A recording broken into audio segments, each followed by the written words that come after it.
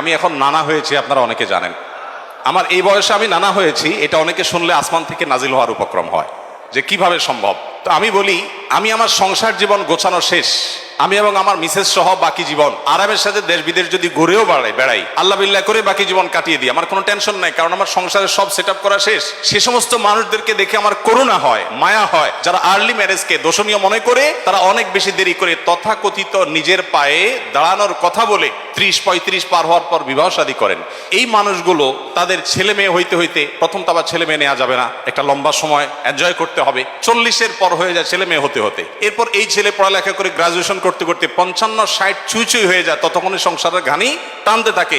আল্লাহ না করুন ছেলেটা যদি অমানুষ হয়, এই বেচারা বৃদ্ধ বয়সে আর যাওয়ার কোনো উপায় নাই। আবার সন্তান তো একটা বা দুইটা বেশি নেওয়া যাবে না, তাহলে তার দুঃখের কোনো শেষ আছে?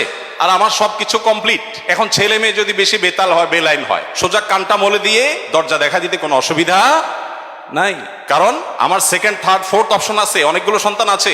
আর দ্বিতীয়ত আমার বয়সে এখনো অনেকখানি বাকি আছে। যাই হোক, আমি সেদিকে যাচ্ছি না। আমি যেটা বলছিলাম সেটা হলো, ছেলেদের এই বেচারাদের যে অসহায়ত্ব, এটার কথা কেউ বলে না। দেখেন, আমিও নারীদের ওয়াজি করে গেলাম, ছেলেদের অসহায়ত্বের কথা একটু বলি। এই বেচারারা যতদিন বাবার সংসারে থাকবে, তোমার ঘানে তুমি টানো, বাবা মা বাধ্য না। মেয়েকে কিন্তু এটা বাবা বা মা বলতে পারেন না। এরপর যখন বিয়ে হবে, বিয়ের সময় ওই যে ছেলেরা চিরকুট নিয়ে আসে, হুজুর একটু বলে দেন আমার আব্বা এখানে